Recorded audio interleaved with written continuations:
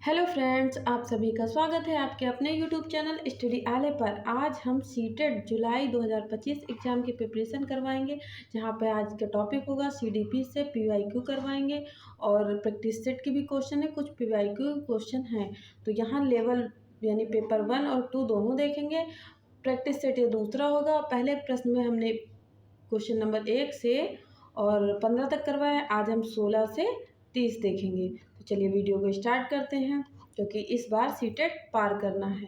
तो पहला हो जाएगा, इस वीडियो का पहला प्रश्न हो जाएगा कि इरफान खिलौने को तोड़ता है और उसके पुर्जों को देखने के लिए उन्हें अलग अलग कर देता है, आप क्या करेंगे? ऑप्शन ए, उसके जिज्ञासु स्वभाव को प्रोत्साहित करेंगे और उसकी ऊर्जा को सही दिशा में संचारित करेंगे। बी, उसे समझाएंगे कि खिलौने को कभी तोड़ना नहीं चाहिए। सी, इरफान को खिलौने से कभी भी नहीं खेलने देंगे। और डी, उस पर हमेशा नज़र रखेंगे। तो इस प्रश्न का राइट आंसर क्या हो जाएगा? ए, उसके उसके जिज्ञासु स्वभाव को प्रोत्साहित करेंगे और उसकी ऊर्जा को सही दिशा में संचारित करेंगे। तो इस प्रश्न का एक्सप्लेन भी देख लेंगे क्या है कि बच्चों द्वारा खिलौने को तोड़ना तथा उनके पुर्जों को देखना यह दर्शाता है कि वह बालक इस तरह का कार्य उत्सुकता पूर्वक करता है, अतः इस प्रकार के बालक को जिज्ञासु स्वभाव को प्रोत्साहित करना चाहिए ताकि उसकी ऊर्जा को सही दिशा में संचारित करनी चाहिए तथा बालक का मानसिक विकास सही दिशा में हो सके। तो ये था प्रश्न का एक्सप्लेन। आगे हम देखेंगे कि बच्चे के विकास के सिद्धांतों को समझना शिक्षक की सहायता करता है। आगे सहायता करता है क्यों? शिक्षार्थियों को क्यों क्यों पढ़ना चाहिए या औचित्य स्थापित करने में, शिक्षार्थियों की भिन्न अधिगम शैलियों को प्रभावी रूप में संबोधित करने में, या शिक्षार्थियों के सामाजिक स्तर को पहचानने में। और डी क्या हो जाएगा? शिक्षार्थियों के आर्थिक पृष्ठभूमि को पहचानने में। तो 17 का राइट आंसर क्या हो जाएगा? ऑप्शन बी राइट हो जाएगा। क्या हो जाएगा? शिक्षार्थियों के भिन्न अधिगम शैलियों को प्रभावी रूप में संबोधित करने में। तो चलिए इस प्रश्न का एक्सप्लेन देखेंगे कि बच्चों के विकास के सिद्धांत को समझना शिक्षक के लिए अत्यंत आवश्यक है। इसके माध्यम से शिक्षक बच्चों की रुचियों, व्यवहारों, संवेगों आदि को सही दिशा में निर्देशित कर सकता है। उनकी आवश्यकताओं को ध्यान में रखकर अपने शिक्षण शैलियों का निर्माण कर सकता है एवं उन्हें प्रभावी रूप से संचालित कर सकता है। तो ये हो जाएगा प्रश्न का एक्सप्लेन। अब हम देखेंगे प्रश्न नंबर 18 कि प्रत्येक शिक्षार्थी स्वयं में विशिष्ट, इसका अर्थ है कि क्या हो जाएगा? ऑप्शन ए, सभी शिक्षार्थियों। तो पहला प्रश्न ऑप्शन ए क्या था कि सभी शिक्षार्थियों के लिए एक सामान्य पाठ्यचर्या संभव नहीं, या एक विशेष समरूपी कक्षा में शिक्षार्थियों की क्षमताओं के विकसित करना असंभव। कोई भी दो शिक्षार्थी अपनी योग्यताओं, रुचियों और प्रतिभाओं में एक समान नहीं होते। शिक्षार्थियों में ना तो कोई समान विशेषता होती है और ना ही उसके लक्ष्य समान होते हैं। तो इसका राइट आंसर क्या हो जाएगा? इस प्रश्न का राइट आंसर सी हो जाएगा। यानी दो शिक्षार्थियों अपनी योग्यताओं, रुचियों और प्रतिभाओं में एक समान नहीं हो सकते हैं। यानी दो जो शिक्षार्थी होंगे वो अलग अलग, उनकी अलग अलग योग्यता, अलग अलग रुचि, किसी को पढ़ने में तो किसी को खेलने में है, अलग अलग उनकी प्रतिभाएं हो सकती हैं, क्योंकि एक समान नहीं हो सकते कोई भी दो छात्र। तो चलिए इस प्रश्न को हम थोड़ा सा एक्सप्लेन करेंगे कि प्रत्येक शिक्षार्थी स्वयं में विशिष्ट है। इसका आशय यह है कि प्रत्येक शिक्षार्थी किसी न किसी विषय में योग्य होता है, अर्थात कोई भी दो शिक्षार्थी अपनी योग्यता, रुचि और प्रतिभा में एक समान नहीं हो सकते। जैसे किसी को मैथ अच्छी लगती है तो किसी को हिस्ट्री, किसी को साइंस। तो ऐसे ही हर बच्चे की अपनी अलग अलग लेवल है, क्षमता है, प्रतिभाएं हैं, रुचियां हैं। किसी को कुछ खेलना पसंद है, किसी को क्रिकेट में जो है पसंद है, किसी को फुटबॉल पसंद है। तो आगे देखेंगे कि पुरुष स्त्रियों की अपेक्षा ज़्यादा बुद्धिमान होते हैं। यह कथन, अब यह कथन दे दिया गया है, यह कथन क्यों है? लैंगिक पूर्वाग्रह को प्रदर्शित करता है, बुद्धित्व के भिन्न पक्षों के लिए सही है या सही हो सकता है। तो 19 का राइट आंसर क्या है? ए, लैंगिक पूर्वाग्रह को प्रदर्शित करता है। चलिए इसको एक्सप्लेन करते हैं कि किन्हीं दो वर्गों में विभेद करना लैंगिक पूर्वाग्रह को प्रदर्शित करता है। तो इसका ये एक्सप्लेन हो जाएगा। प्रश्न नंबर 20 देखेंगे, क्रिस्टीना अपनी कक्षा को क्षेत्र भ्रमण पर ले जाती है और वापस आने पर अपने विद्यार्थियों के साथ भ्रमण पर चर्चा करती है। यह डैश यानी स्थान, खाली स्थान की ओर संकेत करती है। तो यहाँ क्या फिल होगा?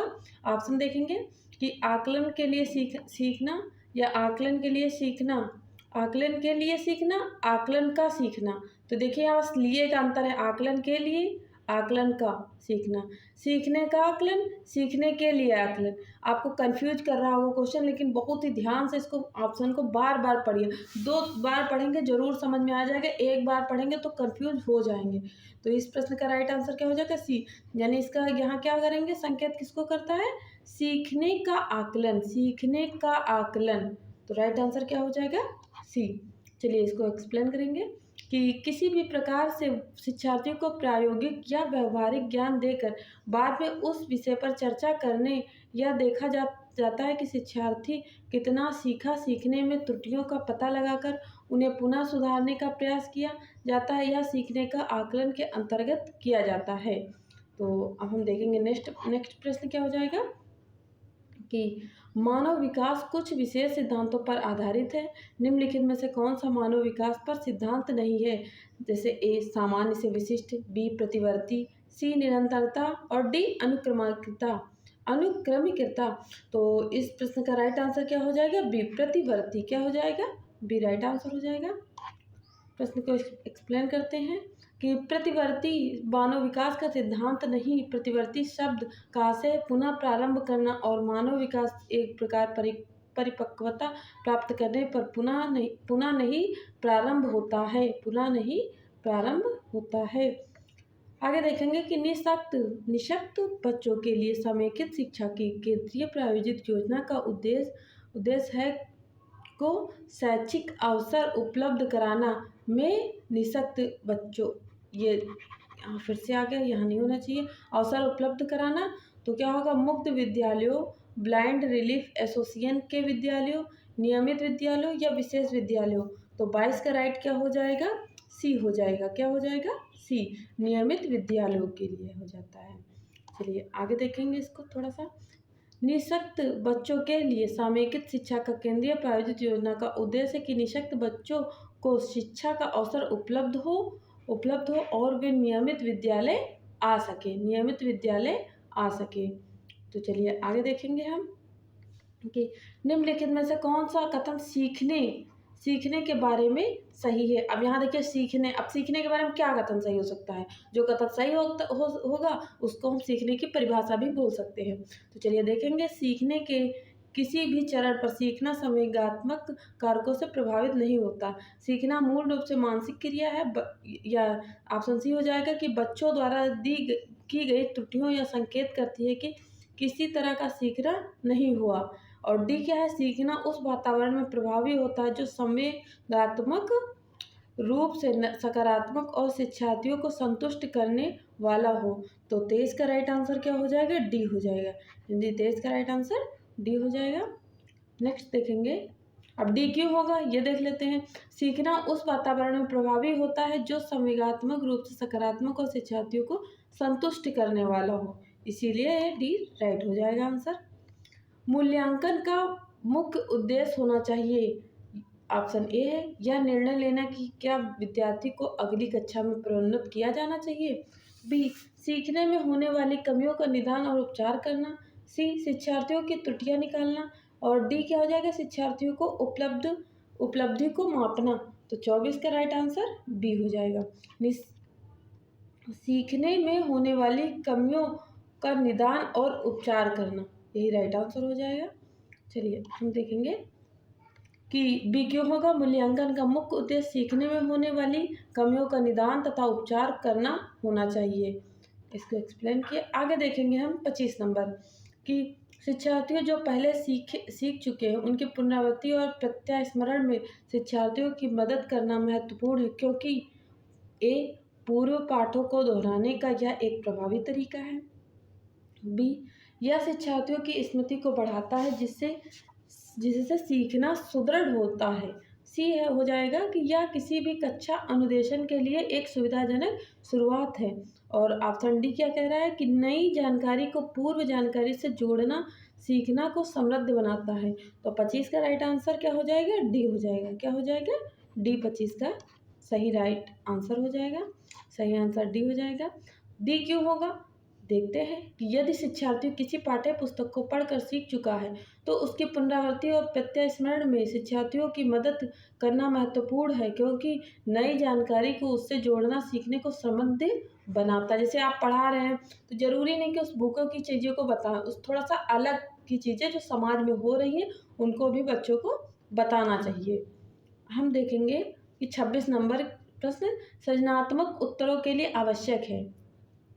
ऑप्शन ए मुक्त उत्तर वाले प्रश्न, बी एक अत्यंत अनुशासित कक्षा, सी प्रत्यक्ष शिक्षण एवं प्रत्यक्ष प्रश्न और डी विषय वस्तु आधारित प्रश्न।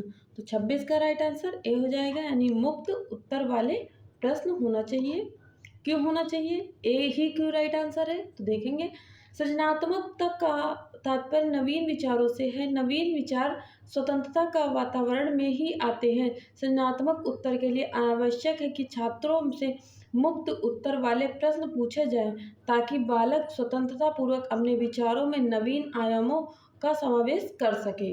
तो इसलिए राइट आंसर हो जाएगा। देखेंगे हम प्रश्न नंबर 27 को। 27 नंबर प्रश्न है कि शिक्षार्थियों क्या हो जाएगा? एक मिनट, ये थोड़ा सा, हाँ, शिक्षार्थियों को यहाँ रिक्त स्थान के जगह आपको देखना होगा क्या आएगा। शिक्षार्थियों को के लिए प्रोत्साहित नहीं करना चाहिए, नहीं बताया गया, नहीं तो हाँ वाला ढूंढ लीजिए। अधिक से अधिक पाठ्य सहगामी क्रियाओं में हिस्सा लेना, शिक्षक जो पूछ सकते हैं उन सभी प्रश्नों के उत्तर याद करने, और कक्षा के अंदर और बाहर अधिक से अधिक प्रश्न पूछने, और ऑप्शन डी क्या होगा कि समूह कार्य में दूसरे शिक्षार्थियों के साथ सक्रिय रूप से अंतर सक्रिय करने में। तो 27 का राइट आंसर क्या हो जाएगा? 27 का राइट आंसर हो जाएगा बी। क्या हो जाएगा? बी। बी राइट हो जाएगा। अब बी क्यों होगा? चलिए देखते हैं कि एक शिक्षक को चाहिए कि शिक्षार्थियों को कभी भी प्रश्नों के उत्तर याद रखने के लिए प्रोत्साहित नहीं करना चाहिए, बल्कि उस प्रश्न के उत्तर को पढ़कर उसे समझने एवं प्रोत्साहित करना चाहिए। तो फ्रेंड्स, आप लोग देख रहे हैं कि हम यहाँ प्रश्न भी लाते हैं और साथ में एक्सप्लेन भी करते हैं। तो आप लोग मेरे चैनल को सब्सक्राइब जरूर कर लीजिए, वीडियो पसंद आए तो लाइक जरूर करिए, और हम यहाँ सारे टॉपिक्स कवर करवाएंगे। एग्ज़ाम तक हर एक टॉपिक कंप्लीट हो जाएगा। तो प्रश्न नंबर 28 देखेंगे कि निम्नलिखित में से कौन सा रचनात्मक आकलन के लिए उचित उपकरण नहीं है? क्या है? नहीं है। तो ए हो जाएगा सत्र परीक्षा, प्रश्नोत्तरी और खेल, दत्त कार्य, मौखिक प्रश्न। तो 28 का राइट आंसर क्या हो जाएगा? ए सत्र परीक्षा। सत्र सत्र सत्र मतलब जो सेशन में चलते हैं वो। क्यों हो जाएगा ये राइट आंसर? चलिए एक्सप्लेन करेंगे कि सत्र परीक्षाएं रचनात्मक आकलन के लिए उचित उपकरण नहीं है। सत्र परीक्षाएं वर्ष के अंत में होती है, जिनका उद्देश्य विद्यार्थियों को कक्षा प्रोन्नति करना, उनके वार्षिक उपलब्धियों को जांचना और उनको ग्रेड देना होता है। सत्र परीक्षाएं संकलनात्मक आकलन का मुख्य उपकरण है, जबकि प्रश्नोत्तरी और खेल दत्त कार्य मौखिक प्रश्न निदानात्मक परीक्षण और रचनात्मक आकलन के उपकरण हो जाएंगे। तो इसीलिए राइट आंसर ए होगा। आगे देखेंगे कि 29 का राइट आंसर क्या होगा कि विद्यार्थियों के सीखने में जो रिक्तियां रह जाती हैं उनके निदान के बाद होना चाहिए। क्या होना चाहिए? यानी सभी पाठों को व्यवस्थित रूप से दोहराना, शिक्षार्थियों को और अभिभावकों को उपलब्धि के बारे में बताना, समुचित उपचारात्मक कार्य हुआ या सघन अभ्यास कार्य। तो राइट आंसर क्या हो जाएगा 29 का? सी हो जाएगा। क्या हो जाएगा? सी राइट हो जाएगा।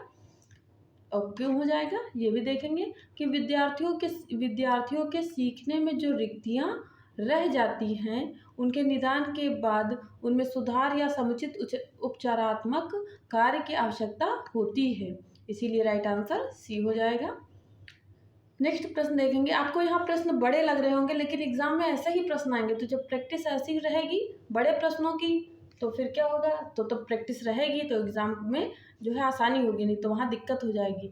आगे देखेंगे कि भारतीय समाज की बहुभाषिक विशेषता को डैश देखा जाना चाहिए, कि यहाँ पर क्या आएगा?